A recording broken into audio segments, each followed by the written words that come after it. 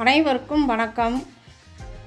எல்லாருக்கும் இனிய பொங்கல் வாழ்த்துக்கள், தமிழர் தின நல்வாழ்த்துக்கள். இன்றைக்கி நான் பொங்கல் குழம்பு தான் உங்கள்கிட்ட செஞ்சு காமிக்க போகிறேன்.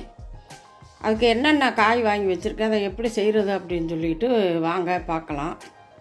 இதுக்கு ஃபஸ்ட்டு கொஞ்சம் சுண்டலை ஊற போட்டு முளைக்கட்டி அதையும் மொச்சையும் ரெண்டையும் கொஞ்சம் கொஞ்சம் போட்டு வேக வச்சு வடித்து வச்சுருக்கேன். அதுக்கப்புறம் பார்த்திங்கன்னா இது வாழைக்காய், இது பீக்கங்காய், இது கத்திரிக்காய், இது பீன்ஸும் அவரைக்காயும், 4 தக்காளி, 2 பச்சை மிளகாய், இது சேனக்கிழங்கு சேப்பக்கிழங்கு வேக வச்சு வச்சுருக்கு. இது ஒரு நெல்லிக்காய் சைஸ் புளி, ஒரு கைப்பிடி கொத்தமல்லி கருவேப்பிலை, இது ஒரு 10 பல் பூண்டு, ஒரு 100 கிராம் வெங்காயம், பூசணிக்காய், சிவப்பு பூசணி, உருளைக்கிழங்கு, முள்ளங்கி, சவுச்சவுக்காய். இப்போ ஒரு 100 கிராம் துவரம் பருப்பை நான் சட்டியில் வேக வச்சுருக்கேன். இப்போ பாருங்கள், நல்லா மலர்ந்து வெந்திருக்கு. இது கூட கொஞ்சம் வெந்தயம், கொஞ்சம் விளக்கெண்ணெய், மஞ்சத்தூள் சேர்த்து வேக போட்டேன். இப்போ நம்ம எல்லா காய்கறிகளுமே இதில் சேர்த்துக்குருவோம். இப்போ ஃபஸ்ட்டு மொச்சையும் சுண்டலையும் நான் சேர்த்துக்கிறேன். இப்போ பூசணிக்காய் சேர்த்துக்குருவோம். நான் சவுச்சவுக்காய் சேர்த்துக்குறோம்.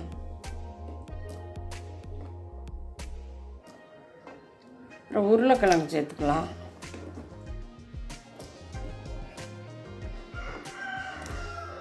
என்னென்ன காய் கிடைக்குதோ எல்லாமே போடலாம். ஒரு 21 காய் கூட போடலாம். ஆனால் நம்மளுக்கு ஊரில் எவ்வளவு கிடைக்குதுன்னு சொல்லி பார்த்துக்கிட்டு, இல்லைன்னா ஒரு 11 காய் போடலாம், 13 காய் போடலாம். வெங்காயம் இதை அப்படியே போட்டுக்கலாம்.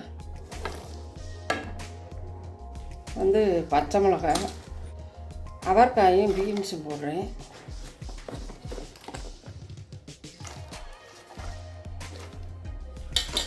இப்போ கத்திரிக்காய் போடுறேன். அதை பலகாய் குழம்புன்னு சொல்லுவாங்க, பொங்கல் குழம்புன்னு சொல்லுவாங்க, பொங்கல் சாம்பாருன்னு கூட சொல்லலாம். ஆனால் அந்த சர்க்கரை பொங்கல் செஞ்சுட்டு தனியாக ஒரு வெள்ளை பொங்கல் மாதிரி செஞ்சு அதுக்கு இந்த குழம்பு ஊற்றி சாப்பிட்டோம்னா அவ்வளோ ஒரு டேஸ்ட்டாக இருக்கும். இப்போ தக்காளி எல்லாம் போட்டுக்குருவோம். இப்போ சட்டி ஃபுல்லாக தான் இருக்குது. அது கொஞ்சம் வெந்தோடனே கொஞ்சம் அமுங்கும். கொஞ்சம் வேகட்டும், வெந்த பிறகு நம்ம பார்க்கலாம். இன்றைக்கி பொங்கல் குழம்பு ஒரு அடுப்பில் இருக்குது, வெண்பொங்கல் ஒரு அடுப்பில் இருக்குது, சர்க்கரை பொங்கல் ஒரு அடுப்பில் இருக்குது. இன்றைக்கி நான் உங்களுக்கு காமிக்கிறது பொங்கல் குழம்பு மட்டும்தான் நான் காமிக்க போகிறேன். இப்போ இந்த சேப்பங்கிழங்கு போட்டுக்கிறோம்.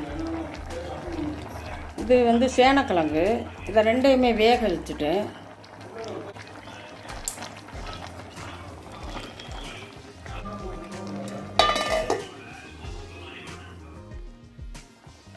இப்போ தனி மிளகாத்தூள் 1 ஸ்பூன் போட்டிருக்கேன். ஓரளவு காய்கறி வெந்துருச்சு. இப்போ தனியாத்தூள் கொஞ்சமாக பெருங்காயத்தூள் சேர்த்து,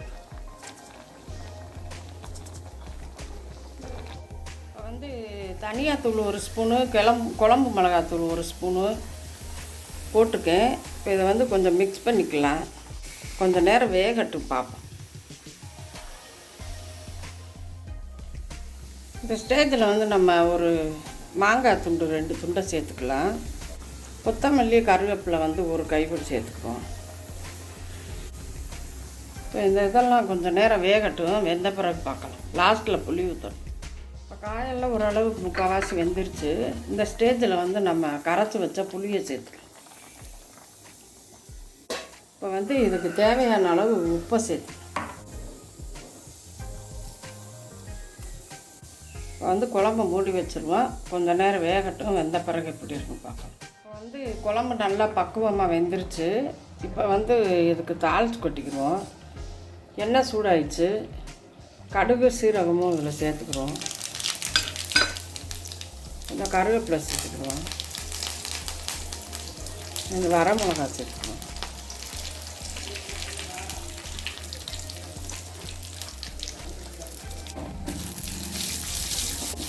குழம்பு வந்து நம்ம நார்மலாக வந்து இப்போ திருவாதிரைக்கு இந்த மாதிரி செய்வாங்க.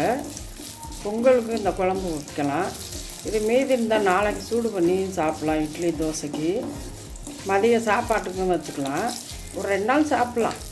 அதுக்காக 4 நாள் வச்சுக்கலான்றதெல்லாம் அது வந்து நம்ம வீட்டுக்கெல்லாம் அடுத்த நாளே நான்வெஜ் எடுத்துருவோம்.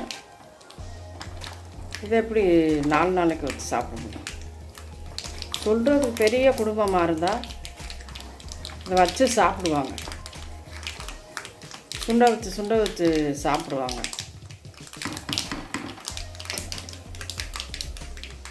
குழம்பு பாருங்கள் எவ்வளவு கலர்ஃபுல்லாக இருக்குன்னு சொல்லி. அந்த சட்டி ஃபுல்லாகவே அப்படியே வச்சாச்சு. இது வந்து நார்மலாக இருந்தால் ஒரு 7-8 பேர் சாப்பிட்லாம். நாங்கள் 2 பேர் தான். மதியமும் நைட்டும் வச்சுக்கிடுவோம். யாருக்காவது வேணும்னா பக்கத்தில் கொடுத்துக்கிடுவோம். இப்போ வந்து தாளித்து கொட்டிக்கலாம். அவ்வளோதான். நம்ம பொங்கல் ஸ்பெஷல் காய்கறி குழம்பு, பொங்கல் குழம்பு. நீங்களும் செஞ்சு பாருங்கள். செஞ்சு பார்த்துட்டு எப்படி இருக்குன்னு சொல்லி எங்களுக்கு கமெண்ட் பண்ணுங்கள். எங்கள் சேனலை சப்ஸ்கிரைப் பண்ணுங்கள். உங்கள் ஃப்ரெண்ட்ஸ் அண்டு ஃபேமிலிக்கு வந்து ஷேர் பண்ணுங்கள். நன்றி, வணக்கம்.